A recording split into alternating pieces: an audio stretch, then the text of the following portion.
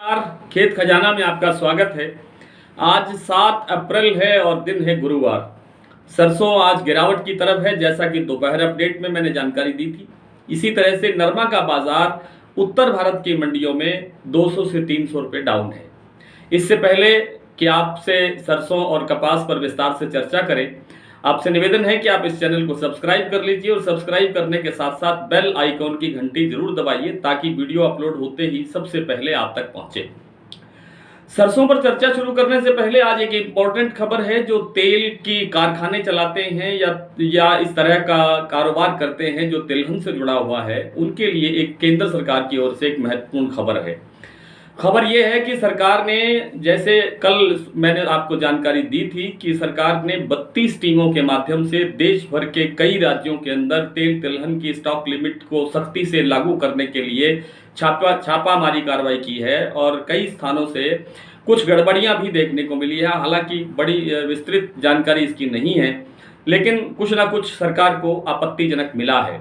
उस पर चर्चा करने के बजाय जो आज की महत्वपूर्ण खबर है वो ये है कि सरकार ने अब ये कहा है कि अगर आप कोई प्रोसेसिंग यूनिट चलाते हैं और प्रोसेसिंग यूनिट के साथ आपने कोई डिपो बनाया हुआ है, यानी प्रोसेसिंग यूनिट में जो प्रोसेस हो गया माल, उसके बाद जो कुछ भी उसका सामान तैयार हुआ, जैसे खाद्य तेल तैयार हुआ, जैसे खल तैयार हुई या कुछ और आप एक्सट्रैक्ट करते हैं, तो उस सब के लिए आप एक डिपो बनाते हैं। उस डिपो को भी सरकार ने प्रोसेसिंग यूनिट में शामिल कर लिया है, यानी वहां भी आप अधिक स्टॉक नहीं कर सकते हैं। उसको प्रोसेसिंग यूनिट का ही एक भाग माना जाएगा। वो भी एक प्रोसेसिंग यूनिट है, एक डिपो जिसको आप नाम दे रहे हैं। तो तेल के कारोबारी, सरसों के कारोबारी इस पर थोड़ा और गंभीरता से ध्यान दें कि ये क्या खबर आपको दी गई है। इस पर आप अपना गहन मंथन, गहन विचार जरूर करें। सरसों का बाजार आज सुबह कुछ डाउन खुला।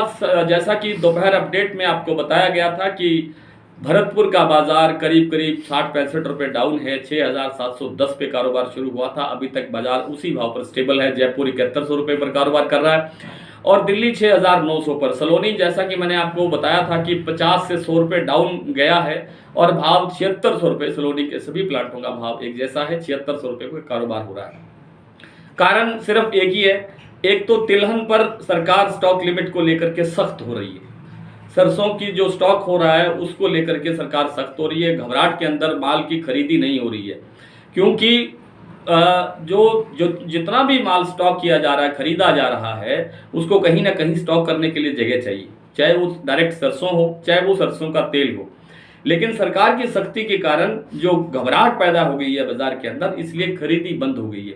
हालांकि आप देख रहे हैं, आज भी मैंने आपको जिक्र किया था कि 7.5 लाख गट्टे आवक हो रही है, जो कि पिछले 2-3 दिन से काफी कम है। 10 लाख से 9.5 लाख और 9.5 लाख से 8.5 लाख और आज 7.5 लाख गट्टे। इतनी कम आवक होने के बाद भी बाजार पर जो है भाव उठना चाहिए था, वो उठने के बजाय दब रहा है। वो उसका कारण है कि बाजार में एक घबराहट है।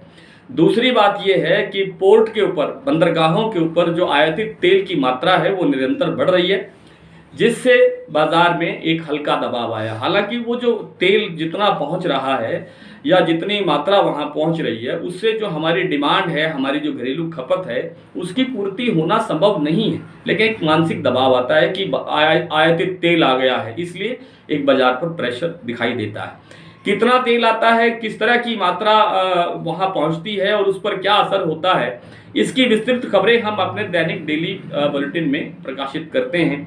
आप उसकी सदस्यता ले सकते हैं। सदस्यता लेकर आप उसके विस्तार में जा सकते हैं। उसमें नरमा की खबर भी विस्तार से छपती है, ग्वार की खबर भी छपती है, राइस की भी छपती है, दाल दलहन भी छपता है, और दूसरी जो जरूरी जिनसे हैं, जिनका आपके कारोबार से संबंधित हैं, उन सब पर विस्तार से खबरें छपती हैं। आप उसकी मेंबरशिप ले सकते हैं।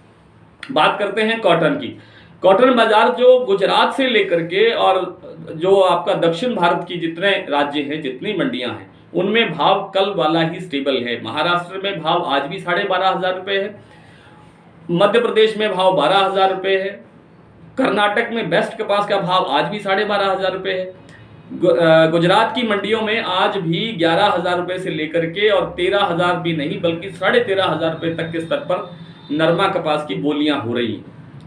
और जो उत्तर भारत की मंडियां हैं जैसे हरियाणा, पंजाब और राजस्थान की मंडियां हैं, इनमें कल से भाव 200 रुपये से लेकर के 300 रुपये कमज़ोर दिखाई दिया है। उसका कारण क्या है? उसका कारण ये है कि जो जिनिंग यूनिट है, जो प्रोसेसिंग यूनिट हैं, जो स्पिनिंग यूनिट हैं, उनमें खरीदी कम हो गई है, क्योंकि कारोबार का उनका जो कारखाना है वो प्रॉपर नहीं चल रहा है। कोई सप्ताह में 1 दिन चला रहा है, कोई सप्ताह में 2 दिन चला रहा है, कोई बंद भी कर चुका है। यानी 90% तो जानकारी ये आ रही है कि 90% तो ये कारखाने बंद हो चुके हैं।